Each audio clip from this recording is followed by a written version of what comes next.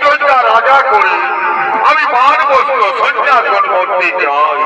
তোমাদের কি মতামত আমার কাছে তোমরা প্রকাশ করো ভাই। মহারাজ, এ তো অতি উত্তম প্রস্তাব মহারাজ। আমরাও সকলে চাই, অযোধ্যাবাসী সকলে চান, এরপর আপনি অযোধ্যা রাজা করুন রামচন্দ্রকে। তাতে আমরা সকলে আনন্দিত আছি মহারাজ। ওরে ওরে আমার মন্ত্রী সেনাপতিগণ, কাল তোমরা এই মুহূর্তে অযোধ্যার মধ্যে ঘরে ঘরে সংবাদ জানিয়ে দাও, কাল সুপ্রভাতে আমার জ্যেষ্ঠ পুত্র রামচন্দ্র হবে অযোধ্যা রাজা। তারা যেন সকলে অযোধ্যার রাজ দরবারে আসে, আমার ছেলে রামকে সকলে আশীর্বাদ দিন। তাই তোমরা এই মুহূর্তে অযোধ্যার মধ্যে ঘরে ঘরে সংবাদ জানিয়ে দাও। তাই হবে মহারাজ, তাই হবে।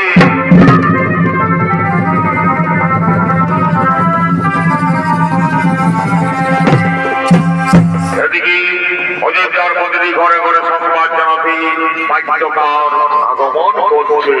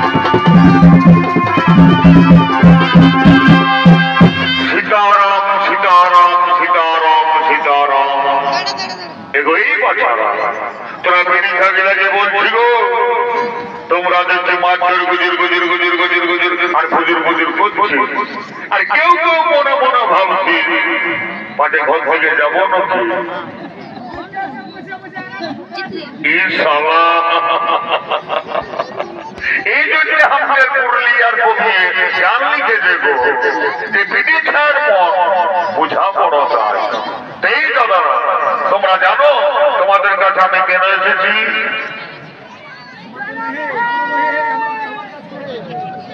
তোমরা প্রচুর জানো। তোমরা হয়তো মনে মনে ভাবছো যে তোমাদের গ্রামে কাজ ফুটবল খেলা হবে, তো কোনটা পড়ছে না বলবে, কোনটা পড়ছে না বলবে, তো কোনটা পড়ছে না বল শুনে বল।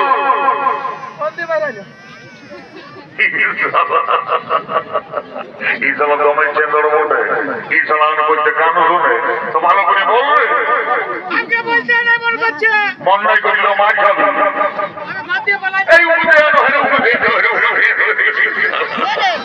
ঈশালা একেবারে কমিটির দিকে তো ভালো করে বলবে।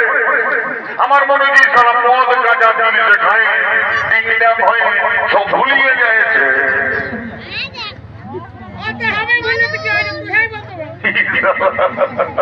দেখছো কেমন চেন্দরের পাল্লায় পড়লি। রাজার বেটা রাম রাজা হবে।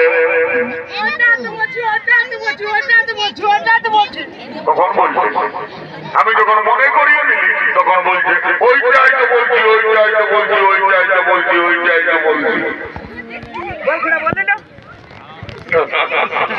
এই ঘুরানো তোমার একটা লাগবে বটে, অত ভালো করে বলবে। বল। अरे जो सृष्टि राम अरे बाजार ও জয়টাই তো সরকার জানবে তারা কালী রাজা হবে। এই জন্য মহারাজ তোমাদেরকে সবাইকে নিমন্ত্রণ করতে পাঠাইছে।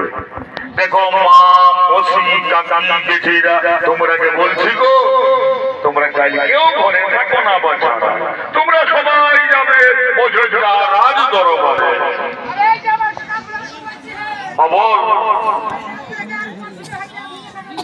সবাই যাবে